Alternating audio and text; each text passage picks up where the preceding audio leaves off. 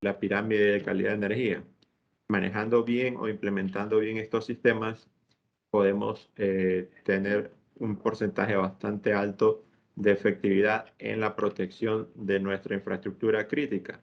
Y hoy, bueno, nos vamos a concentrar en la parte de protección externa, que es protección a infraestructuras o edificaciones. Luego vamos a ver ya la última semana, la próxima, el tema de protección ya a equipos o a elementos que están dentro de la instalación a través de lo que son supresores de transientes y sistemas de UPS.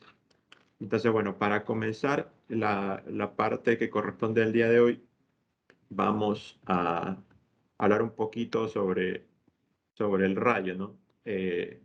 Bueno, el rayo es un fenómeno natural, obviamente no se puede controlar. eh, y bueno, lo que sucede cuando cae un rayo es que hay una ionización del aire a medida que se va haciendo mayor esta diferencia de potencial entre la nube de tormenta que se llama cumulonimbus y el potencial que tenemos en tierra. A medida que esta diferencia potencial, a medida que acá se acumulan cargas, esta diferencia de potencial crece y entonces se producen estos trazadores que se llaman de nube hacia tierra, y también empiezan a verse los trazadores desde la tierra o desde los elementos metálicos en tierra hacia la nube. Entonces, y el punto donde se intersectan esos dos trazadores, ahí se crea el camino preferente para la descarga. Entonces, eso es lo que ocurre. No sé si se ve bien en la animación. Si se aprecia.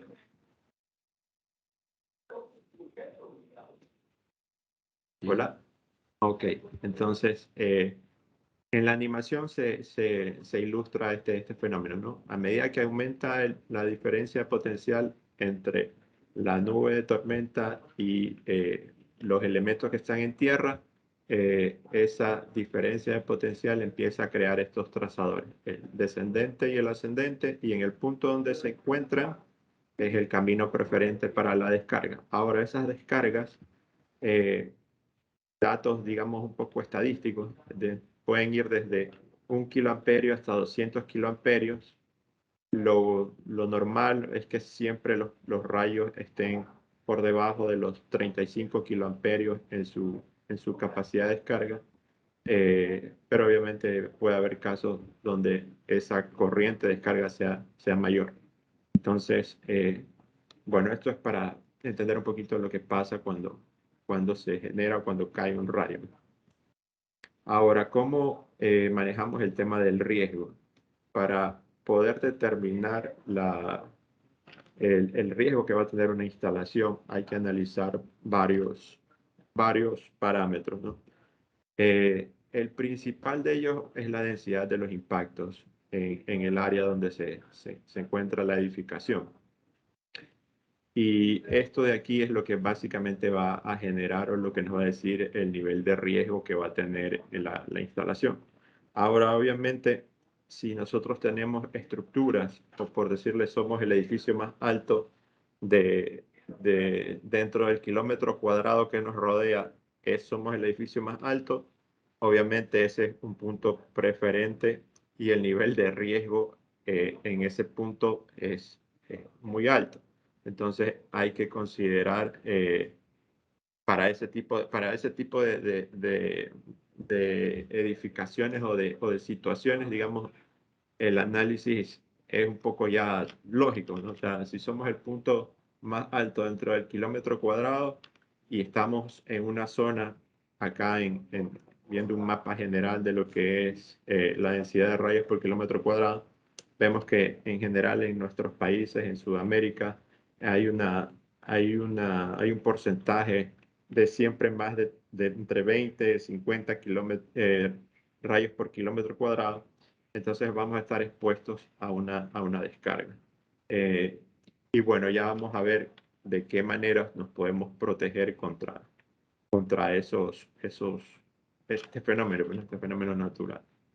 Entonces, para determinar el sistema de protección más adecuado o, o el sistema de protección, dependiendo del país, de la norma que se tenga que seguir, básicamente vamos a encontrar que existen dos sistemas que están normados, ¿no? El primero es el sistema pasivo, que es el que se menciona en la norma NFPA 780, el sistema con punta Franklin. Eh, entonces, en esta norma y bajo este sistema, digamos que se colocan puntas. Vamos a ir viendo un poquito sobre este sistema. Entonces, bueno, el pararrayo, la punta Franklin, es el funcionamiento, digamos, o el del experimento que hizo Benjamin Franklin hace ya muchos años atrás sobre cómo las puntas metálicas eran puntos preferentes de descarga. Pero si queremos aplicar este método de protección, de acuerdo a la norma, podemos seguir la NFPA 780 o la IEC 62305. Y en esas normas se mencionan estos métodos de protección, que básicamente son el de la esfera rodante, que es el que básicamente habla del NFPA 780, el método del ángulo de protección y, bueno, el método de armar mallas para la protección de la estructura. Entonces, para telecomunicaciones, podemos basarnos en el método del ángulo de protección, donde se ve esta tabla que está acá abajo, este gráfico.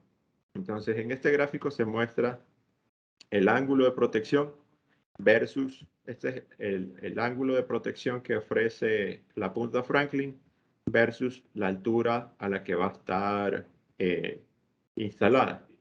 Ahora, esto es niveles de protección, 1, 2, 3, 4, siendo el 1 el nivel más riguroso de protección. Digamos, es el caso que damos, ¿no? O sea, somos la estructura más alta o tenemos la torre más alta dentro del kilómetro cuadrado que nos rodea. Entonces, si ese fuera nuestro caso, deberíamos considerar este nivel de protección, el nivel 1. Entonces, si ustedes se dan cuenta, luego de este punto, luego de 20 metros de altura en nivel 1, según la gráfica, ya no hay ángulo de protección, no se indica cuál es el ángulo de protección. Entonces, para complementar, aquí dice, no es aplicable para valores superiores a los marcados con punto. Entonces, si tuviéramos una estructura como la que les comentaba, que es la más alta dentro del kilómetro cuadrado que nos rodea, y esa estructura fuera de hasta 20 metros de altura, el ángulo de protección sería aproximadamente 23 grados. Ahora, hay ciertas marcas o ciertos sistemas que a uno le dicen, mi pararrayo mientras más alto está, más cubre.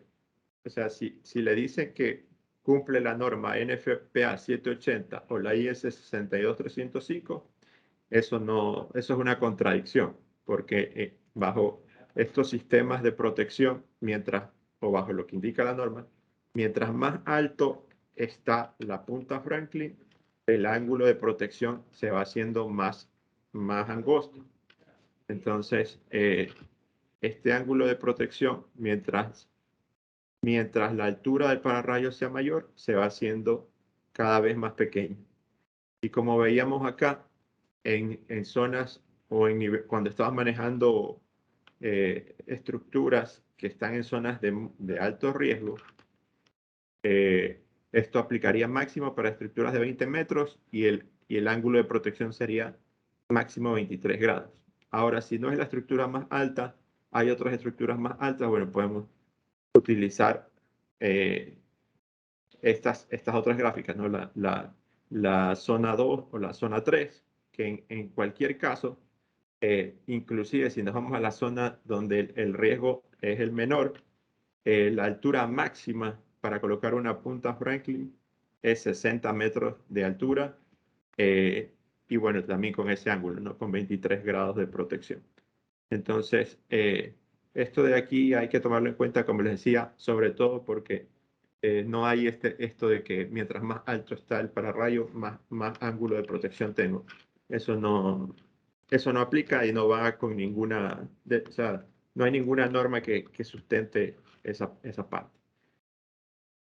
Bueno, este es el otro método que es el de la esfera rodante, ¿no? De la esfera rodante también, la esfera, dependiendo del nivel de protección o de riesgo que tengamos, si fuera eh, nivel 1, la esfera rodante tendría que ser de 20 metros de radio y lo que hay que hacer es modelar la protección haciendo rodar la esfera y en los puntos donde toca la esfera hay que colocar una punta.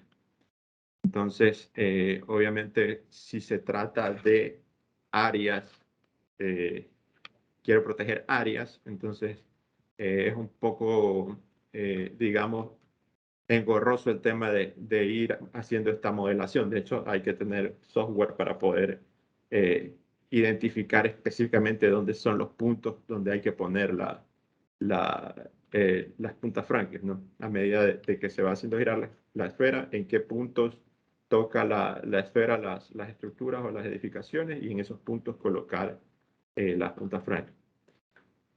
O, bueno, lo que en la norma NFPA también se menciona es el tema de creación de las mallas, que dependiendo del nivel de riesgo, podríamos hacer, si fuera nivel 1, mallas de 5 por 5 que obviamente también tienen que ir aterrizadas. Eso también, en el caso de las puntas, también cada punta en donde toca la esfera, eh, hay ciertas distancias máximas en donde la punta se tiene que aterrizar cada cierto metraje. Si fuera nivel 1, sería cada 5 metros.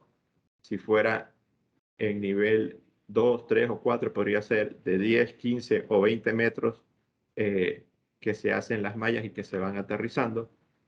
Pero en todo caso es un sistema que hay que ser bastante minucioso para poder eh, diseñarlo, ¿no? Entonces, si se trata de una sola estructura y es una torre, como les decía, de hasta, dependiendo de la zona en la que nos encontremos y el riesgo que tenga el área para la descarga de un rayo, podría ser entre 20 metros de altura máximo la torre hasta 60 metros de altura, entre ese rango. Y si son áreas, pues ahí sí ya con punta Franklin pues tocaría hacer ya unos diseños más complejos aplicando los métodos ya sea de la esfera rodante o de las mallas. Ahora, bueno, en resumen, el sistema pasivo se sustenta en estas normas, ¿no? En la norma IS 62305, que es norma internacional o más usada en Europa, y la NFPA 780, que es norma americana. Los métodos de protección que se mencionan en las normas son del ángulo de protección, las esferas rodantes y el método de las mallas.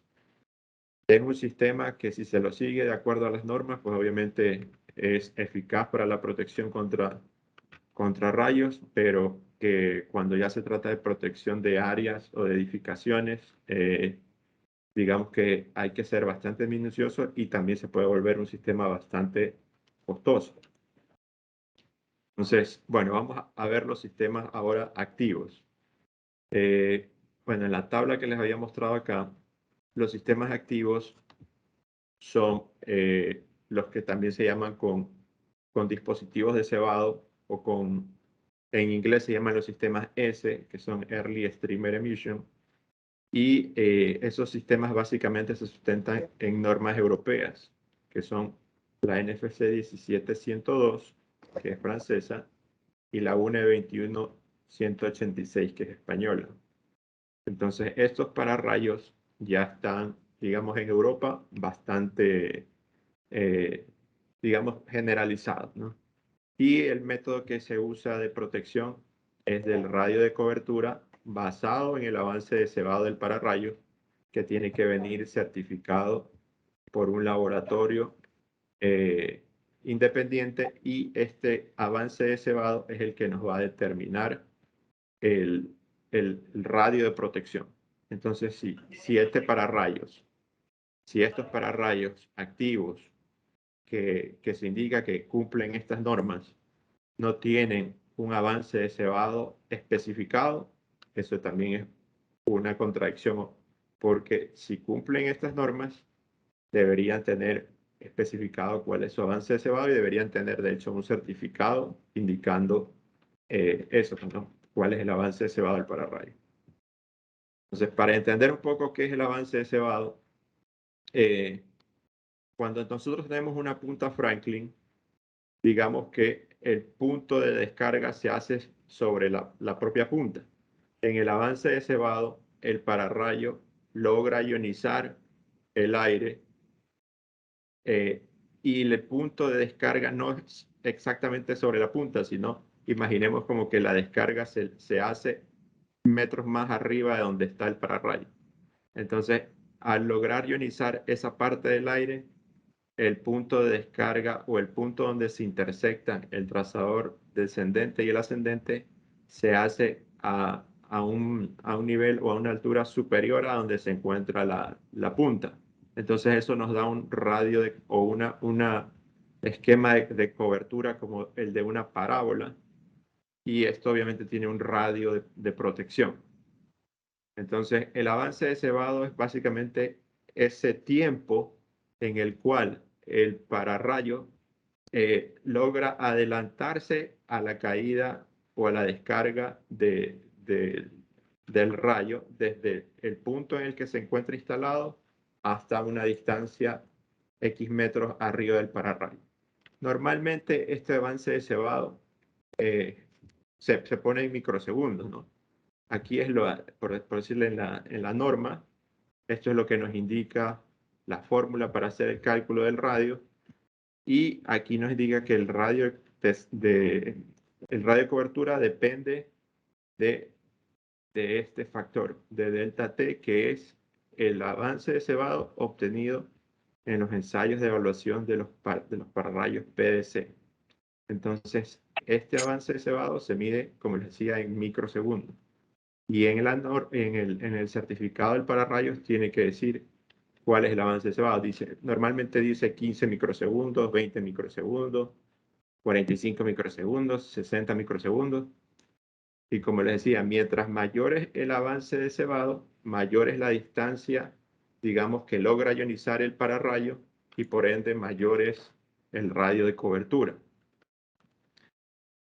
Bueno, aquí estamos hablando ya de tablas, ¿no? Los fabricantes de los pararrayos con dispositivos de cebado normalmente ya ofrecen esto que es un resumen donde están las tablas con los radios de cobertura dependiendo de la altura a la que se coloca el pararrayo. Ahora, por decirle, en este caso, en este modelo con nivel de protección 1, si el pararrayo estuviera a 2 metros por sobre lo que va a proteger, por decirle, si esta es el área que quiero proteger, este edificio, y yo tengo un mástil de 2 metros de altura y coloco el pararrayo a 2 metros de altura, o sea, sobre el mástil de 2 metros de altura, el radio de protección que voy a tener es de 13 metros. Ahora, si lo coloco sobre un mástil de 5 metros de altura, el radio de protección que voy a tener son 32 metros. Entonces, si ustedes se dan cuenta, bueno, aquí el ejemplo, la tabla habla de, de si estuviera incluso a 100 metros de altura. Si esto fuera una torre de 100 metros de altura, yo puedo considerar este radio de cobertura. Pero en el caso de una edificación, es básicamente la altura del mástil.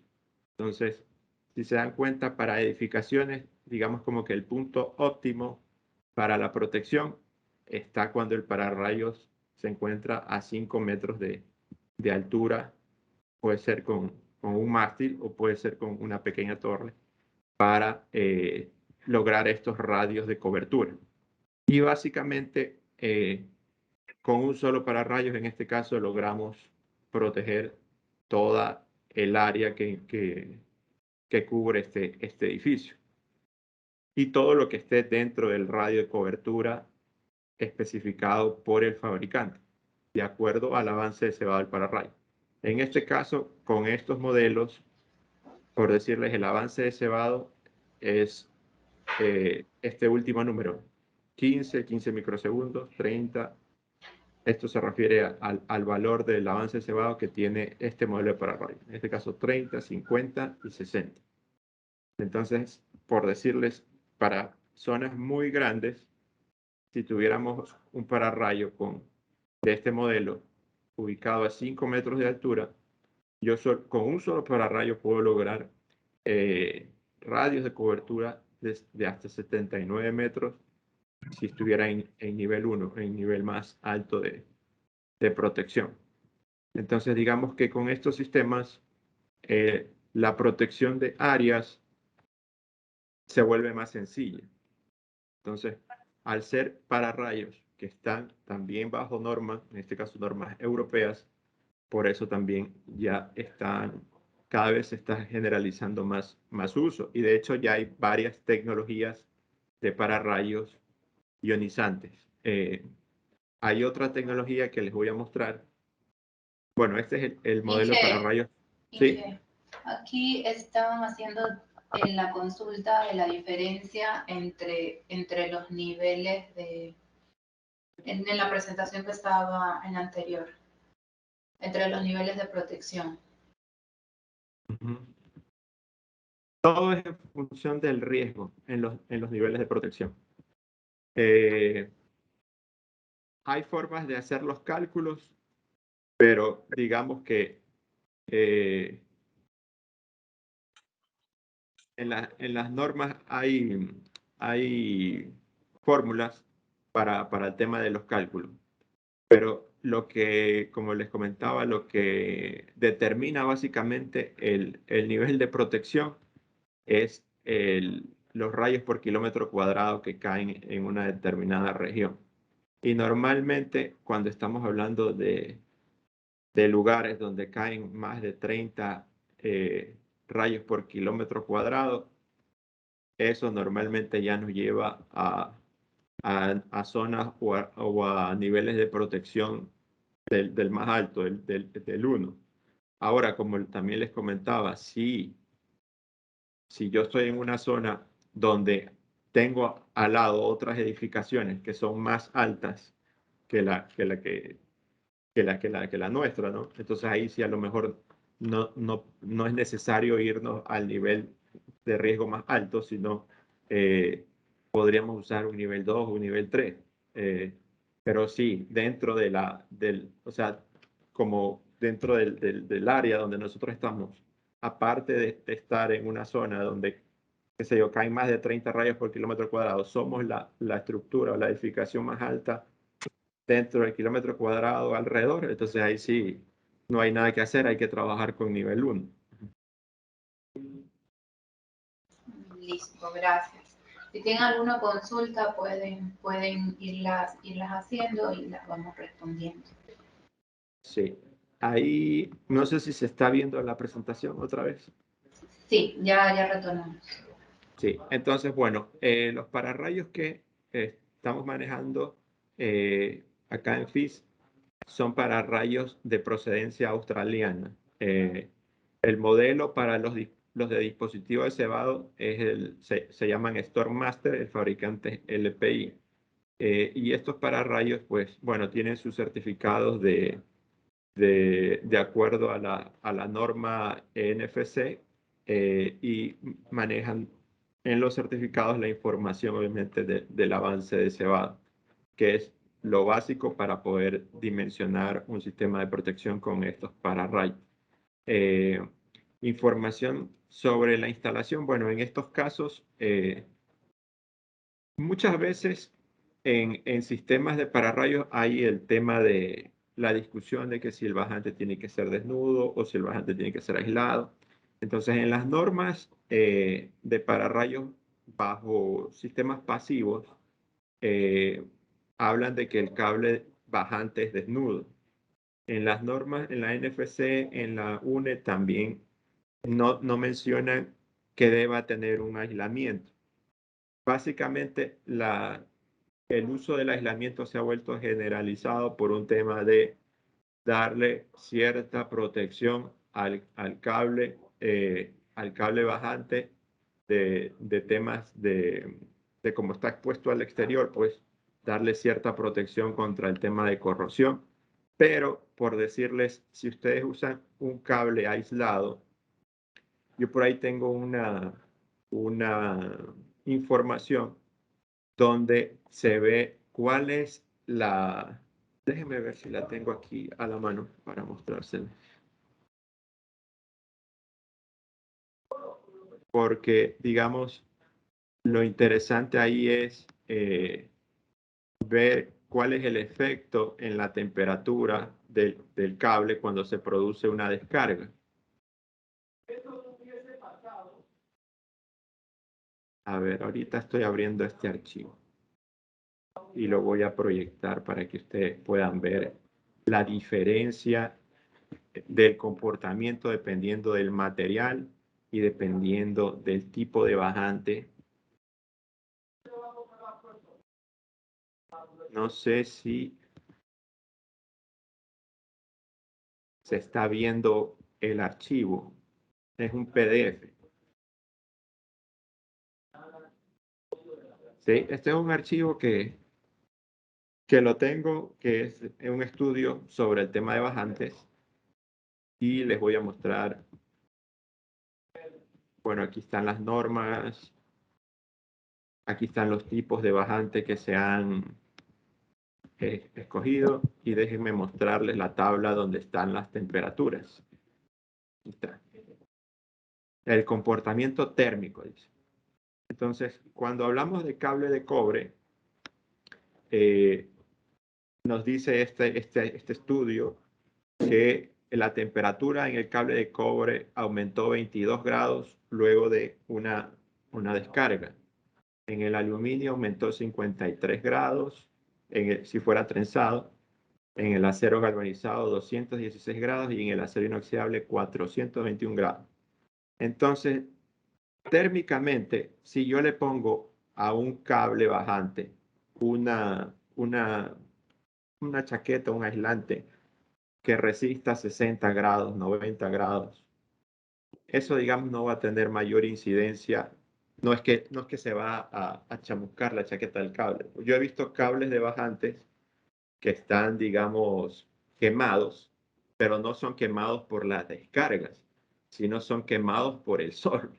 Entonces, porque si vas a poner un cable bajante a la intemperie y le van a poner un aislante o una chaqueta aislante, esa chaqueta aislante debería ser para exteriores. Porque si le ponen una chaqueta aislante para interiores, obviamente ese cable, esa chaqueta va a quedar toda chamuscada, pero no es por la descarga, sino por el sol. Entonces, porque al haber una descarga, ese cable va a incrementar su temperatura en aproximadamente 22 grados.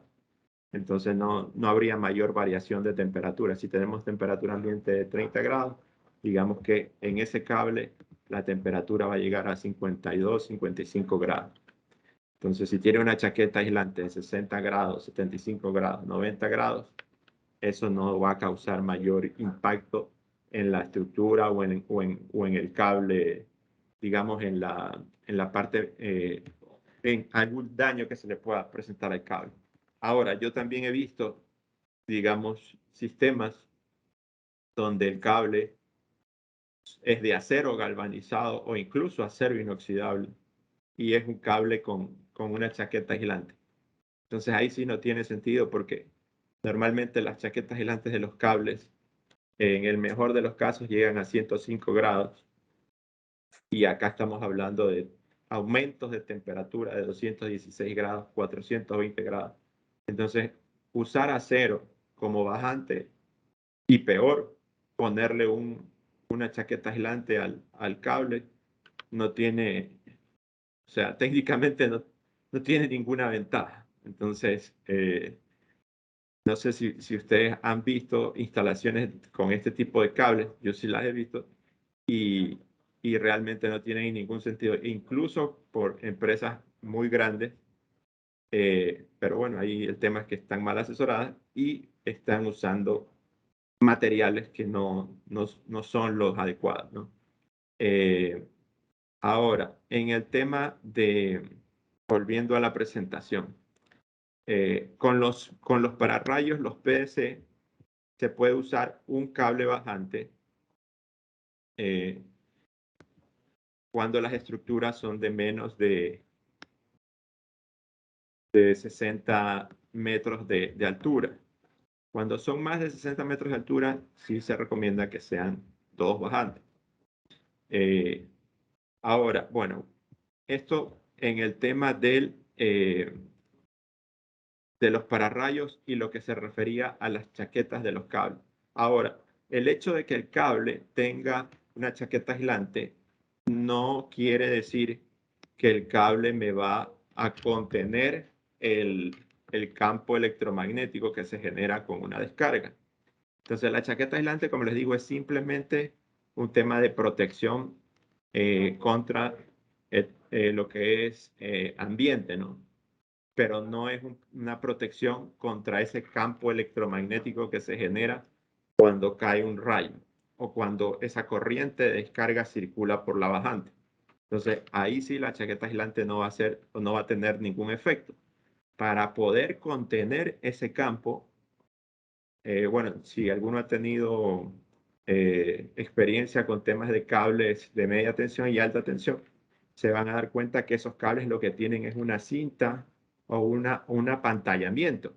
Es el apantallamiento el que va a hacer o el que va a contener ese campo cuando hay una corriente circulando por el cable, por el bajante.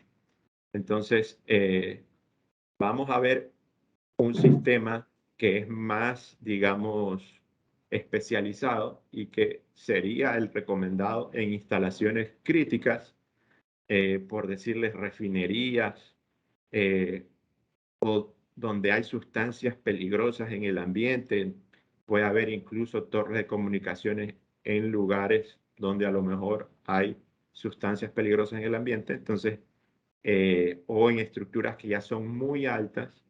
Entonces, en esos casos vamos a ver este tipo de instalación y de este tipo de tecnología que se llama la Leader Inception Theory, que esta teoría de protección se encuentra en una norma del IEEE, eh, que básicamente habla sobre sistemas de protección contra descargas atmosféricas en subestaciones.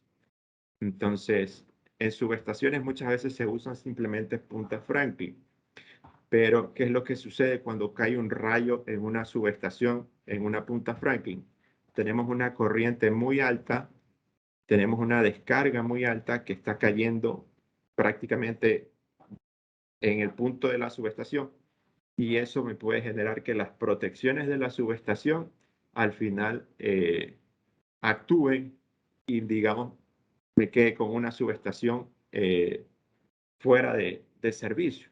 Entonces, colocando estos sistemas que son básicamente para rayos activos, pero con una teoría o con un sistema de protección diferente, si se dan cuenta aquí la parábola, o mejor dicho, la cobertura es una parábola, en el otro caso es como una parábola invertida, en el caso de los pararrayos con dispositivo de cebado.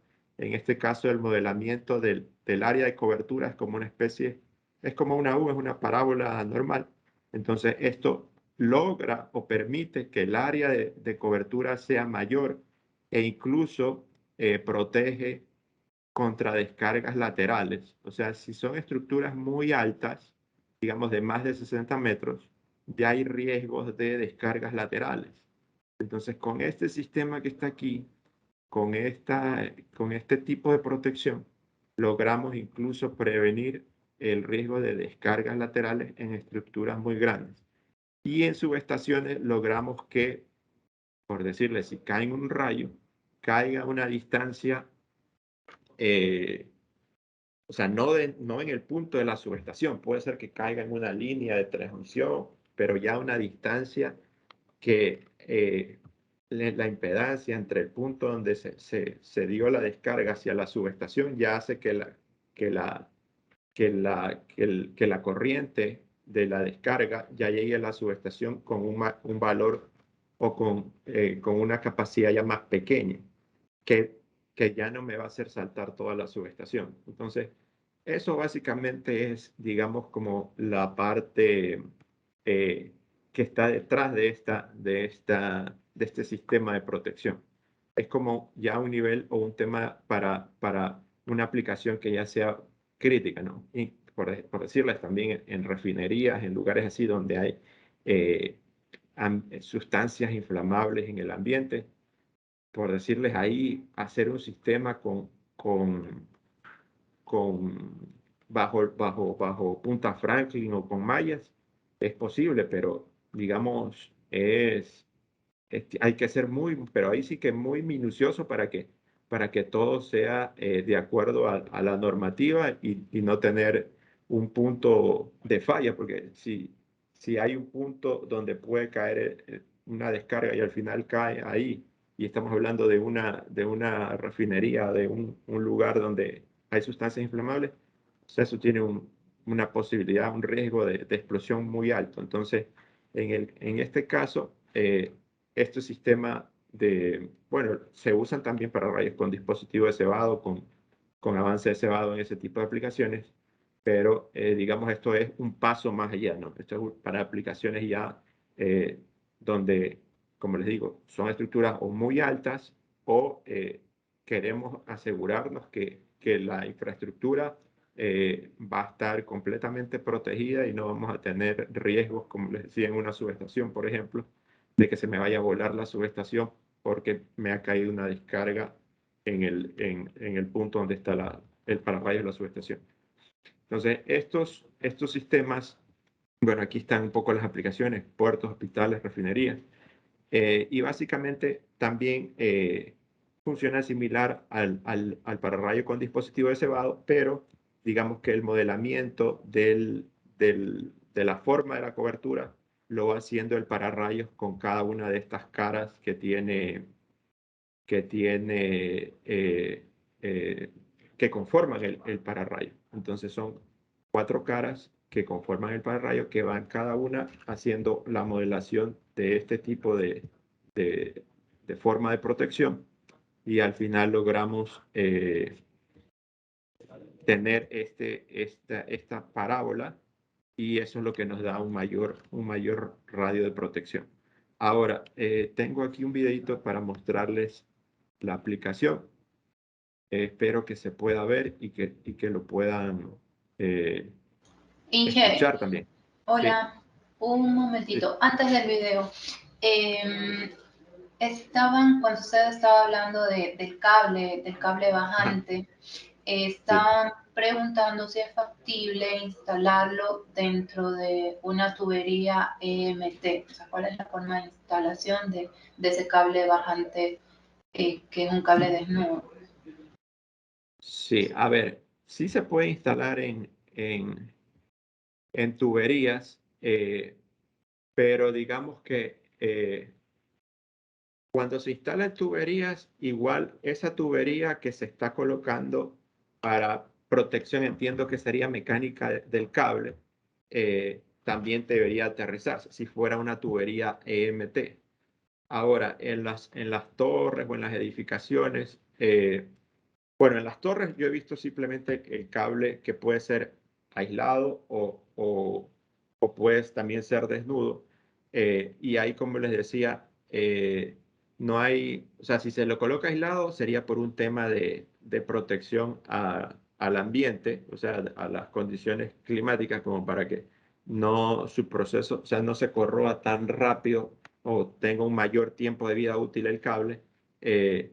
Y ahí, bueno, no tendría mucho sentido ponerle una tubería MT porque digamos que solamente, o sea, lo que sí indican las normas es que en el último tramo del cable, por decirle, si es en una edificación, y ya vamos a llegar hacia el punto donde está la malla de tierra, eh, en esos 3 metros que hay hasta llegar a la malla, ahí sí hay que proteger el cable de daños mecánicos. En una torre de comunicaciones, eh, No sé, bueno, sí, podría ponerse en el último punto en los 3 metros finales a donde está la malla, pero digamos que no es una condición, todo depende de cuál es el objetivo de de ponerlo en tubería. O sea, si es por un tema de protección mecánica, eh, entonces, y hay la necesidad de hacerlo, bueno, está bien, se lo puede poner, pero hay que aterrizar la tubería, eso sí. Eh, y también lo recomendable es que las bajantes estén separadas de, bueno, hay una fórmula, pero digamos que al menos 30 centímetros de otros componentes, vuestras estructuras metálicas dentro del recorrido de la bajante hacia el sistema de puesta a tierra. Porque todo lo que esté cerca de la bajante, al momento de haber una descarga, como les decía, o sea, al momento de haber una descarga hay un campo electromagnético y ese campo electromagnético va a inducir una corriente en todo lo que esté cerca del cable bajante. Entonces, todo lo que está eh, en, bueno, en torres de comunicaciones hay que aterrizar absolutamente todo, en todo lo que sea metálico, ¿no? Cuando son en edificaciones, lo ideal es alejarse de cualquier cosa metálica, no sé, pues si es que hay compresores de aire acondicionado, cosas así, no trazar el camino para la descarga, para la bajante hacia el sistema de puesta a tierra por esos lugares, sino buscar zonas donde el cable pueda bajar y no tenga, digamos, estructuras metálicas o equipos cercanos, ¿no? Pero en el caso de telecomunicaciones, ahí sí, obviamente hay que aterrizar todo porque no hay espacio así sea que un cable baje por una cara y yo tenga equipos en la otra cara de la torre, ahí no hay una distancia de separación correcta, ahí todo tiene que estar aterrizado. Y siempre lo que se use para aterrizar o como protección del cable bajante, si es un tubo metálico, tiene que estar aterrizado. O sea, en ese sentido, y bueno, y si fuera un tubo plástico, obviamente ahí no. Pero si es metálico, todo lo que sea metálico y que esté cerca, o en este caso, si es para protección del cable, se lo puede hacer, pero tiene que estar correctamente aterrizado. Bueno, no sé si... Dicen que si esta tubería EMT aterrizada puede funcionar como aislamiento electromagnético por el paso de la corriente. Puede ayudar, pero no va a ser, digamos, no va a contener 100% el campo electromagnético, porque de hecho lo que se va a convertir, digamos, es como que fuera un conducto.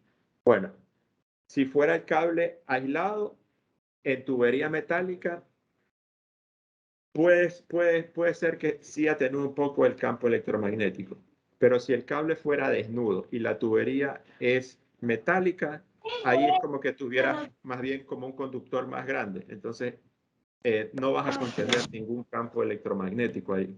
No, compramos. Entonces, como les decía, para contener el campo electromagnético, el cable debería tener una pantalla, Ah, no. debería tener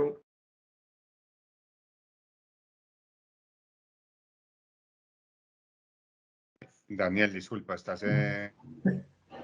Daniel, estás muteado. No sé si se escuchó algo de lo que dije anteriormente de la... A No, ver, señor, no se escuchó. bueno, les comentaba que cuando se usa una tubería metálica, lo que va a suceder, si el cable es desnudo y yo uso tubería metálica, yo voy a tener como que el conjunto cable y tubería es el conjunto por el que va a circular corriente, entonces al final no estoy haciendo mucho para lo que es contener el campo electromagnético. Para poder contener el campo se necesita una pantalla metálica en el cable. Y esa pantalla tiene que ser capaz de soportar kilovoltios. Entonces, estamos hablando de que hay ciertos fabricantes que tienen cables que soportan o diseñados para soportar 250 kilovoltios. Pero en el caso, por ejemplo, en LPI, podemos manejar cable que tiene pantalla y que soporta hasta 500 kilovoltios. Entonces, digamos que en ese tipo de cable, ahí sí se está garantizando que se está conteniendo incluso el campo electromagnético. Entonces, como en ambientes muy donde hay sustancias inflamables, por decirle, eso sí sería una solución muy adecuada, porque ahí sí garantizamos que el campo electromagnético está contenido en el cable y bueno, ahí se hace un diseño simplemente del pararrayo, va directamente con este cable especial hacia la malla puesta a tierra y, y ahí ya no habría problema de inducciones de corriente en otras estructuras metálicas porque ya todo queda contenido dentro del cable. Igual déjenme seguir pasando la presentación. No sé si ahorita se está viendo. Sí, se está viendo. Sí, se ve. Ok. Ah, les iba a pasar el video. ¿Dónde lo?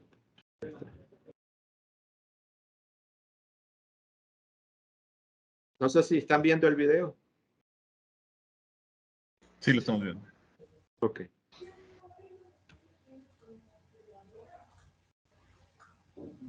Si tiene audio, no se escucha el audio.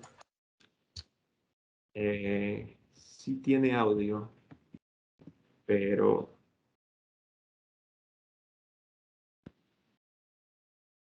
bueno, tiene subtítulos. Si es que no lo pueden ver, no lo pueden escuchar, e igual les vamos a enviar el link para que lo puedan terminar de escuchar, pero si no, al menos véanlo con los subtítulos.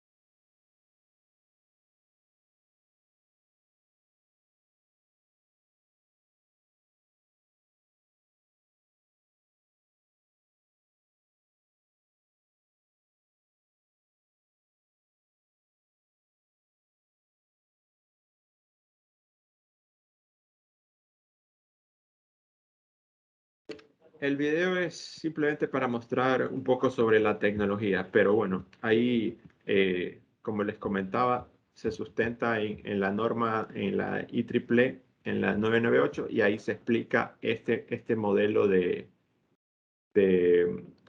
este tipo de protección, esta tecnología de protección y cómo se logran estas parábolas de cobertura. Y bueno, aquí está lo que les comentaba del tema del cable, ¿no? En este tipo de sistemas que ya estamos hablando que son para aplicaciones críticas, o sea, lo recomendable, si es que vamos ya a invertir en un sistema de protección o es una aplicación así, hablamos refinerías, hospitales, cosas donde, por decirle, si este cable bajante en un sistema, en un hospital, aquí en este muro tuviera un tomógrafo o algo por el estilo, o sea, si fuera un cable normal, va a haber inducción va a haber la corriente, obviamente va a haber un campo electromagnético y ese campo electromagnético va a producir una inducción y va a producir unas corrientes en el equipo que está detrás de este muro. Entonces, digamos que estoy poniendo un ejemplo extremo, ¿no? Pero incluso en sistemas o en edificaciones donde hay ese tipo de infraestructura o de equipamiento crítico, hay que tomar en cuenta esas cosas. En este caso, si utilizara este tipo de cable y digamos que esto fuera un hospital y aquí hubiera un tomógrafo, en este cable no se va a contener ese campo electromagnético y no voy a tener inducción de ningún tipo. Entonces, por eso les comentaba, en este tipo de sistema va el pararrayo, el cable que es el que contiene el campo electromagnético, y este cable está diseñado para contener hasta 500 kb. Y aquí, bueno, va directamente a la malla de tierra. Entonces, este es un sistema, como les decía, para ya aplicaciones críticas. Y por decirles, este sistema LPI tiene casos de éxito porque está instalado en edificios muy altos, en edificios, por decirles, en Nueva Zelanda de 328 metros de altura, en Hong Kong de 374 metros de altura. Entonces se maneja el sistema como lo mostramos antes, ¿no? El pararrayo, el cable especial que contiene el campo electromagnético y el sistema de protección. Entonces me parece que alguien tiene por ahí el micrófono abierto. Bueno, esto sería el resumen, ¿no? Hay 3 sistemas de protección que podríamos ofrecer. El sistema Franklin, que el LPI también lo tiene, el sistema con pararrayos con dispositivos cebados, los PDC bajo norma europea, y los pararrayos con el sistema de bajo la norma, o que está dentro de la norma, la IEEE 998, que son para aplicaciones ya más críticas. Entonces, con estos 3 sistemas, digamos que cubrimos todas las aplicaciones de sistemas de protección contra descargas atmosféricas, y en cualquier, o sea, como les comentaba, mientras esté bajo la norma o se sigan las normas, los 3 sistemas funcionan, ¿no? Entonces ese sería el resumen de hoy. Y bueno, nos quedaría pendiente para la próxima semana el tema de protección contra sobretensiones transitorias, ya la parte interna, lo que tiene que ver con supresores de transientes. Y que tenemos unas consultas adicionales. Las voy leyendo para irlas revisando. Dice, a ver, la torre de comunicaciones, ¿cómo debería estar aterrizada a tierra? Eso lo vimos la semana pasada. Sí, o sea, el resumen de la parte de la puesta a tierra está aquí en este gráfico, ¿no? O sea, está el cable bajante, que para un sistema de telecomunicaciones, el mínimo recomendado, bueno, es 50 milímetros cuadrados, que vendría a ser un 0. Lo usual, al menos en Ecuador, lo que se usa es 2.0. El cable bajante, en la parte aquí en la torre hay que hacer un anillo de puesta a tierra, el mallado para la parte del pararrayo. En el anillo de puesta a tierra también se conecta todo lo que es la estructura metálica, la torre en sí, la parte metálica de la torre a la malla. Todo lo que son los equipos, antenas y equipos dentro de la torre, se conectan a barras de tierra que también van hacia el anillo. Y en este caso, los tensores de la torre también se ponen al mismo potencial, pueden ser con conectores de perno partido, y se conectan al anillo de tierra. Lo que decíamos es mantener todo siempre al mismo potencial, porque cuando se produce la descarga, vamos aquí a tener una corriente, y como les comentaba, las corrientes generan campos electromagnéticos. Como estamos hablando de corrientes en el orden de los kiloamperios, se producen campos electromagnéticos que no se contienen con una chaqueta aislante de un cable, que no se contienen. Bueno, la tubería metálica, si fuera de punto a punto, sí va a ayudar, pero digamos que habría que garantizar que en todo el recorrido esa tubería cubra el punto donde va a circular la corriente, que eso es complicado hacerlo. Entonces, por eso en torres de telecomunicaciones, pues va todo aterrizado, ¿no? Obviamente el tema del pararrayo, la estructura de la torre y los equipos, y todo al anillo de tierra. Y si tenemos un cuarto o un shelter donde están otros equipos, esto también tiene su mallado de puesta a tierra, que al final va unido al sistema de puesta a tierra de la torre. Y hay personas que a veces, o en las normas, incluso en la norma de la NFC, hablan de hacer esta unión, y en la UNE también, con un elemento que se llama vía de chispas. Se lo puede hacer. Hay otras personas que usan unos elementos que se llaman, bueno, hay nombres comerciales, ¿no? Que es el TEC, que es para hacer unión también entre dos mallas.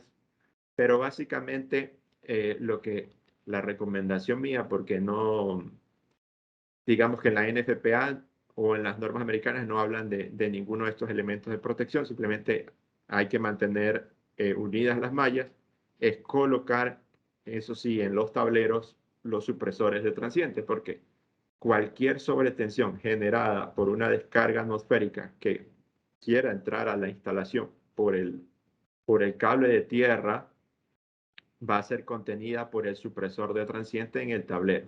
Entonces, más allá de colocar alguna cosa especial para la unión entre las mallas, lo que yo diría es colocar siempre supresores de transientes en los tableros, donde obviamente pues, tenemos el cable de tierra conectado a la misma malla donde se podrían producir estas sobretensiones.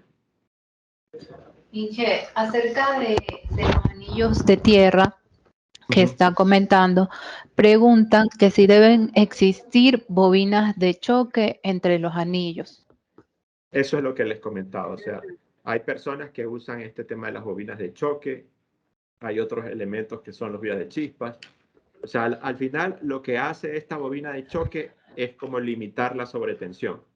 Pero en lugar de limitarla, si yo pongo un supresor de transientes, en lugar de limitar la sobretensión entre las mallas, lo que hago es limitar la sobretensión en el punto de entrada hacia mi instalación. O sea, son formas, ¿no? En las normas no te dice nada sobre bobinas, o sea, si tienes que instalar bobinas de choque o no. A lo sumo en la norma, en las de los pararrayos activos, te habla de vías de chispa. Pero básicamente lo que hacen esos elementos, al menos la bobina de choque, es limitar ese pico, esa sobretensión que se produce cuando se genera la descarga, ¿no? Pero eso también se puede hacer con un supresor de transientes a nivel del tablero. Entonces, digamos que ya depende un poco de la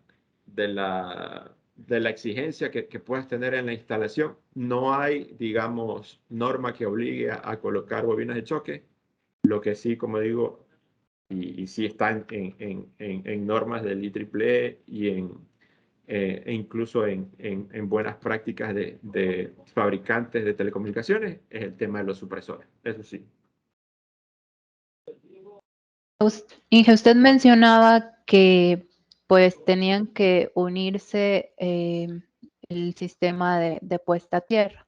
Entonces están consultando que qué puede pasar o qué genera tener independientes las tierras dice, del Chester al pararrayos de la torre. Ya, eso es lo que también en algún punto les comenté en la ocasión anterior. Si aquí cae un rayo, digamos que son, pongámoslo en números cerrados, 10 kiloamperios de corriente que voy a generar aquí. Y yo tengo aquí una malla de tierra del pararrayo, donde tengo 10 ohmios.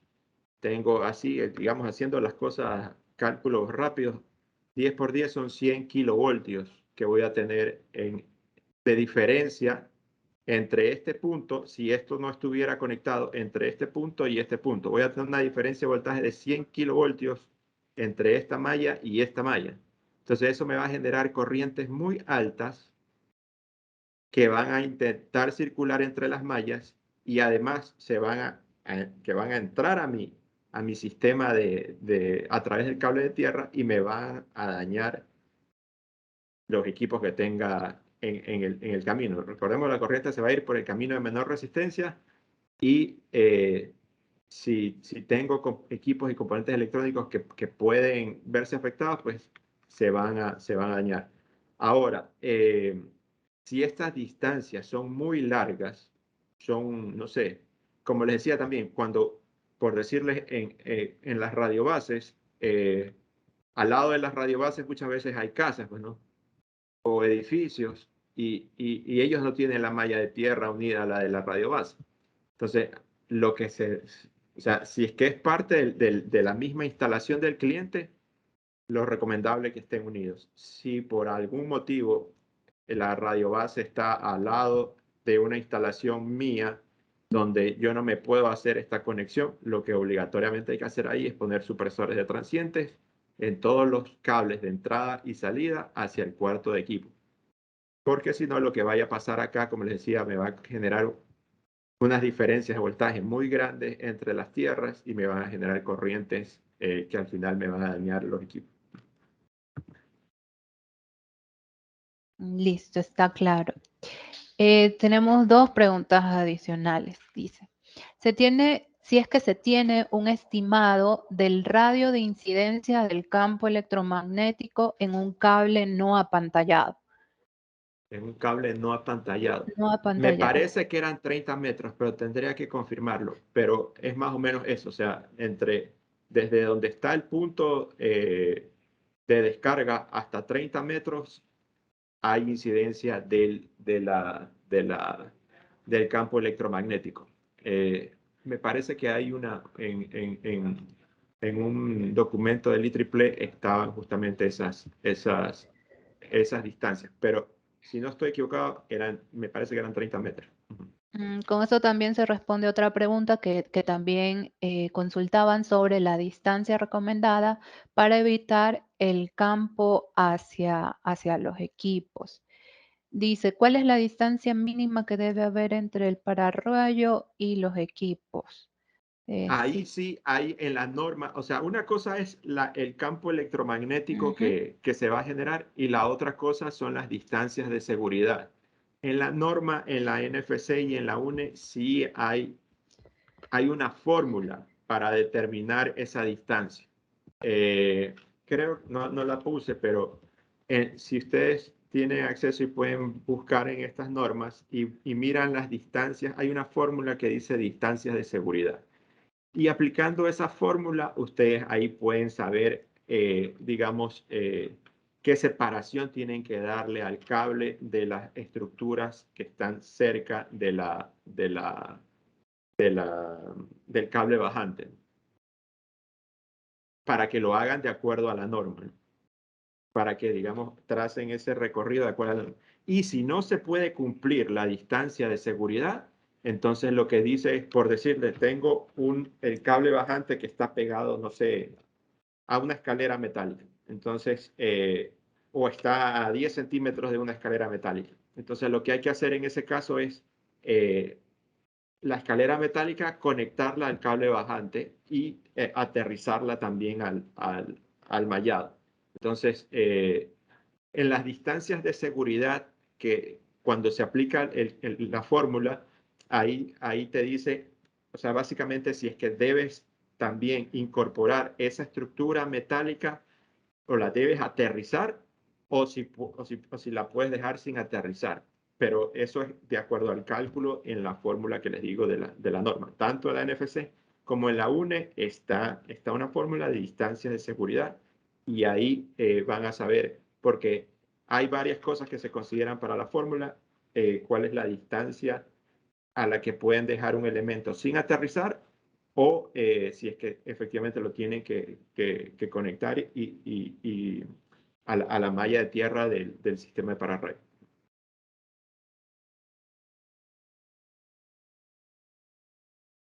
No sé si hay alguna otra consulta.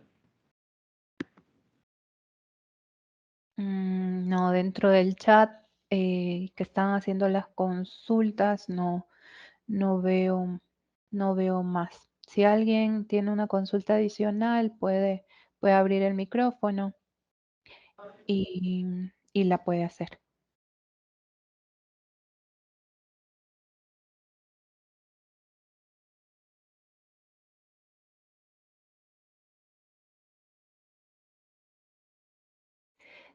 Ustedes registraron su correo electrónico Luego de esta presentación, pues les vamos a hacer llegar la información revisada al correo que registraron cuando accedieron.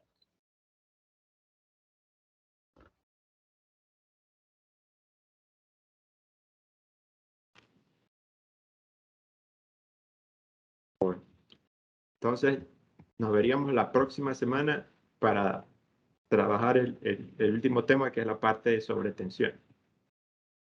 Digamos, Sí. lo que tiene que ver con las protecciones, supresores y UPS. Están haciendo otra consulta ya, que estábamos por despedirnos, pero dejémoslas aclaradas también, ingeniero, dicen. ¿Los pararrayos activos funcionan con algún equipo adicional que genere el cebado o solo por materiales y con los que se construye, dice? O sea, si es que se necesita algo más adicional No. que el pararrayo activo. Depende del fabricante, pero normalmente los fabricantes, digamos, los que, digamos, ya son, los que ya dominan este tema, todo la tecnología o toda la parte de circuitos para generar el avance de cebado lo colocan dentro del pararrayo. Entonces ya no necesitas nada externo. Porque obviamente si necesitaras una fuente externa, digamos que ahí sí es un poco más. O sea, me parece que sí había por ahí unas marcas que tenían algo de esto, de que tenía que tener una fuente externa, pero digamos que no sería lo más recomendable. O sea, en las marcas que ya este tema de este tipo de protección ya lo manejan, todo va dentro del pararrayo y lo que se forma es una jaula de Faraday. Y entonces cuando cae un rayo, todo lo que es la parte de circuitos que generan el tema del avance cebado queda dentro del pararrayo y obviamente como es una jaula de Faraday no tiene ninguna incidencia por parte de la descarga, ¿no? De que si tuvieras algo externo, porque si tuvieras algo externo ahí sí se va a ver afectado, ¿no? Viceingeniero, gracias por su respuesta. Entonces, les damos las gracias por su atención a la charla e interés a través de las preguntas generadas. Les vamos a hacer llegar la presentación que nos están haciendo en la consulta aquí internamente y vamos a generar pues el link para el registro de la siguiente semana, que como mencionó el ingeniero, vamos a hablar de protección interna de UPS y supresores de transientes. Entonces esperamos que también saquen un tiempito pues para atender la última charla eléctrica que estamos dando desde FI Soluciones. Muchísimas gracias. Eso sería todo por el día de hoy.